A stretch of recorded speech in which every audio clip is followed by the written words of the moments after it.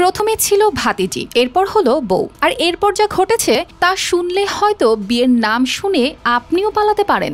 ভাতিজি যখন বউ, সেই বউই হয়ে উঠল রক্তপিপাসু দানব।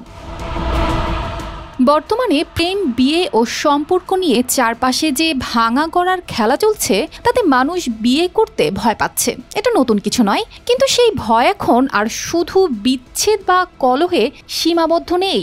ভয়টা গিয়ে দাঁড়িয়েছে আরো গভীর ও ভয়ঙ্কর জায়গায়। আজকাল বিয়ের একটা ভয়াবহ সাইড এফেক্ট যেন হয়ে উঠেছে নিজের জীবনসঙ্গীর শরীরেই নির্মম প্রতিশোধ নেওয়া। এমনটাই ঘটেছে টাঙ্গাইলের ঘাটাইল উপজেলার লোকের পাড়া গ্রামে। সব মশার বিরুদ্ধে সুরক্ষা দিতে এলো বসুন্ধরা এক্সট্রিম অ্যারোসল, মশার বিরুদ্ধে এক্সট্রিম সুরক্ষা। সবাই যখন ঘুমের রাজ্যে, ঠিক তখনই স্ত্রী রত্না বেগম ব্লেড নিয়ে স্বামী মোবারকের শরীর থেকে তার গুরুত্বপূর্ণ অংশ কেটে নেন।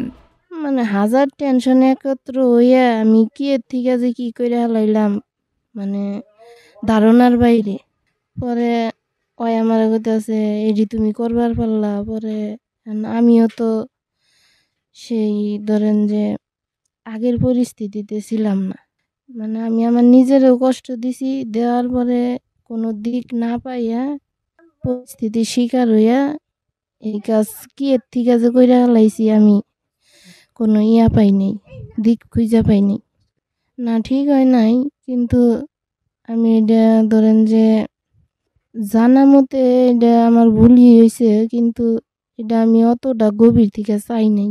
আমার উপর কইরা রাগারাগি হইয়া পরে মানে নানান টেনশন একত্র হইয়া পরে আমি এডি করছি আর কি। ঘটনার সূত্রপাত 7 বছর আগে।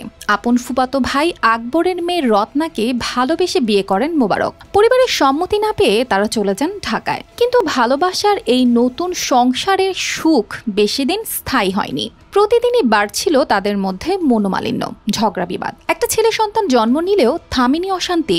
অবিশ্বাস আর সন্দেহের বিষ ধীরে ধীরে ছড়িয়ে পড়ে দুজনের সম্পর্কের রন্ধ্রে রন্ধ্রে। তুমি বাড়িতে থাকো, আমি ঢাকাতে থাকি, চাকরি করি, টাকা পাঠাবো, আমি আসবো, ভালোভাবে থাকবা। ওর কথা হচ্ছে না, ওরে ঢাকা নিয়ে যাইতে হবো, ও জামাই স্যার এক মুহূর্তে থাকবো না। মানে এইটা নিয়ে কথা কাটাকাটি, ফোন নিয়ে আটকে রাখে, ফোন দেয় না বাইরের কাছে, এইগুলা নিয়ে মানে ঝগড়াঝাটি। তার আগের দিনও নামাজে গেছে, বাইর পিছিয়ে পিছিয়ে গেছে যে হলো করবো, মরবো, আত্মহত্যা করবো, গাড়ির নিচে মাথা দিব, হ্যান তেন।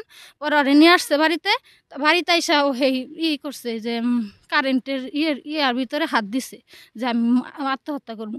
পরে আমরা সবাই আটকাইছি। আটকানোর পরে ও সারা রাত আড়াইটা পর্যন্ত যে উঠানে বৈশা ছিল। বৈশা থাকার পরে তারপরে আমরা সবাই জোরাজুরি করে ভিতরে নিছি। সেদিনও ভালোই, সেদিন রাত্রে আর কিছু করি না। পরের দিন রাত্রে তারপরের দিন রাত্রে ওই দিন কোনো ঝগড়াঝাটি কিছু হয় নাই। তখন রাত্রে ঘুমাইছে, শোয়ার পরে এই ঘটনা ঘটেছে। এবারের ঈদে গ্রামে বেড়াতে আসে এই দম্পতি। এরপরই রত্না বেগমের মনোবাসনা পূরণ হয়ে যায়। রাতের অন্ধকারে পূর্ব পরিকল্পনা অনুযায়ী তিনি স্বামী মোবারকের পুরুষাঙ্গ কেটে ফেলেন। রক্ত আর যন্ত্রণায় মোবারকের চিৎকার শুনে পরিবারের অন্যরা দ্রুত ছুটে এসে প্রথমে ভুইয়াপুর উপজেলা স্বাস্থ্য কমপ্লেক্স, পরে টাঙ্গাইল জেনারেল হাসপাতালে তাকে ভর্তি করেন। যে ভিকটিম ওটা হলো আমার বড় ভাই। রাত্রি 9:45 বা 50-এর দিকে আমি বাহির থেকে ঘরে আসি। ঘরে এসে এই মানে বিছানায় বৈশাও সারি নাই, এর মধ্যে আমার নাম ধরে ডাক দিছে আমার ভাই। কিন্তু ডাক দেওয়াতে অনেক আতঙ্ক ছিল, তো আমি জবাব না নিয়েই ওর দিকে তাড়াহুড়া করে গেছি। যা দেখি যে আপনার হইলো লুঙ্গি রক্তে ভিজা গেছে, মানে বুঝলাম যে ওর ওইটা কাইটা ফেলছে। আর যে ভিকটিম উনি আমাদের ঘরে যে কারেন্ট আছে, ওই কারেন্টের যে ভোট, ওই ভোটে হাত দেয়, শর্ট করে। পরে মনে করেন যে ওই ভোটটা ঘুষায় ভাঙ্গা, মানে মনে করছে আরও বেশি করে ধরলে হইলো কারেন্টে ধরবো, ও মরার মানে চিন্তা ভাবনা করছিল। চিকিৎসকদের কঠিন চেষ্টায় আপাতত তিনি আশঙ্কামুক্ত।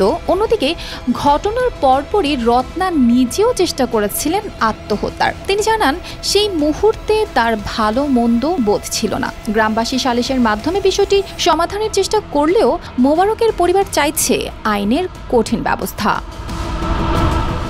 News desk, RTV।